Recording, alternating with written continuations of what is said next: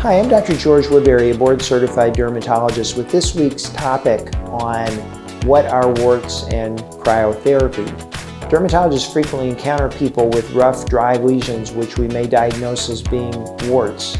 And when we use the word wart, we're talking about a viral infection in the skin, meaning it's something that you would have picked up from another person, either by a gym floor where you were walking barefoot, or from a family member, or maybe from a hotel.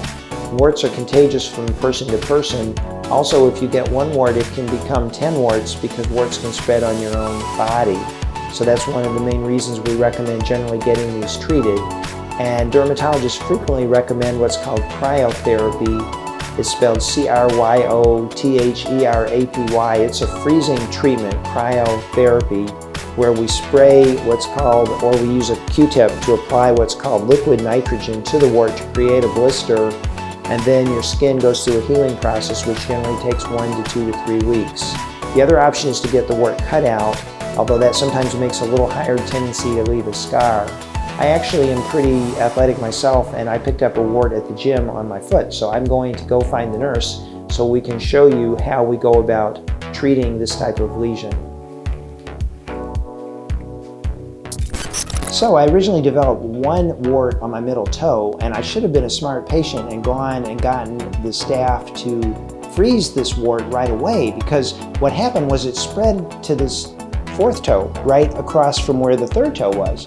So now I'm dealing with 2 plantar warts. Plantar warts are actually, it's called plantar because it's where you would plant your foot or your hand on a surface and you pick up a virus. They're known to be really stubborn. And since these are so thick, what I'm going to do now is pare down on this site, and then my assistant is going to freeze it. So we'll give you a close-up view and show you what's going on at this point.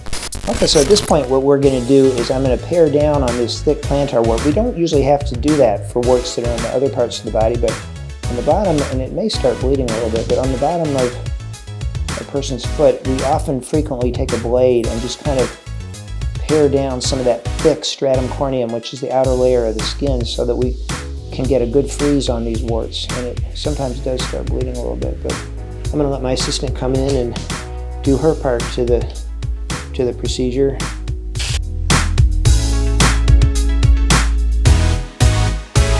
We typically will freeze these 2, 3, or 4 times to get a good freeze on plantar warts. Plantar warts are notorious. It's the sort of thing dermatologists have nightmares about, that they're going to become a victim of a plantar wart, which is exactly what happened to me. So, and you see how these are right next to each other.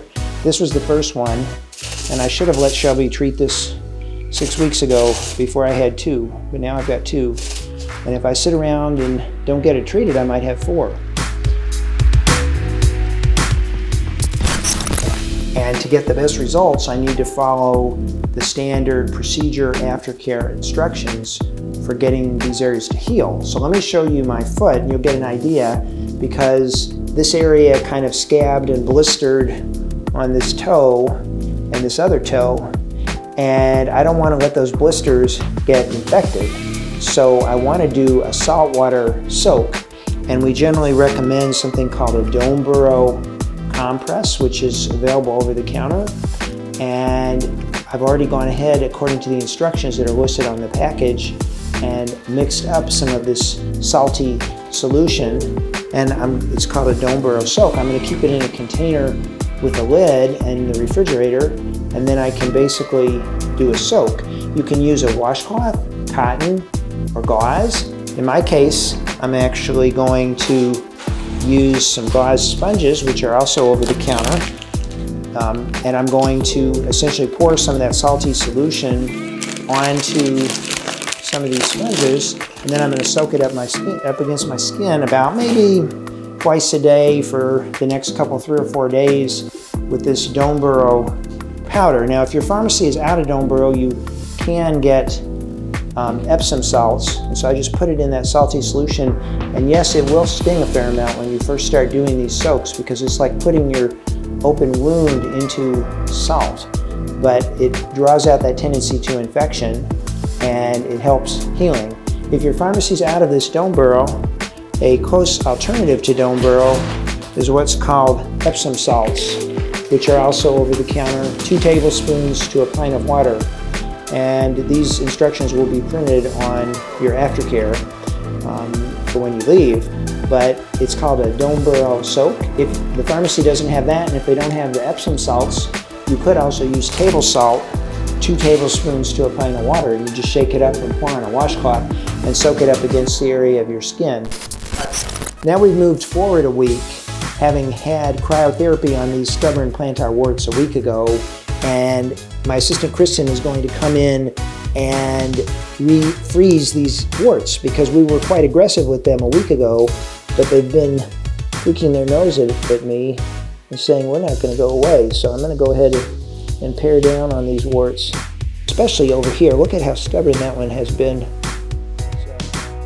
So now my assistant Kristen is going to come back and refreeze these warts kind of aggressively because being plantar warts, they tend to be pretty stubborn, and many patients will be kind of sore for a couple days afterwards. So it's not the sort of thing you want to do right before you're going to be running a marathon.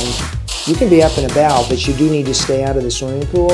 It's generally a good idea to keep the blister covered with a bandage, and we usually recommend use of Mu-Puricin prescription ointment, which I think is better than over-the-counter triple antibiotic and Neosporin.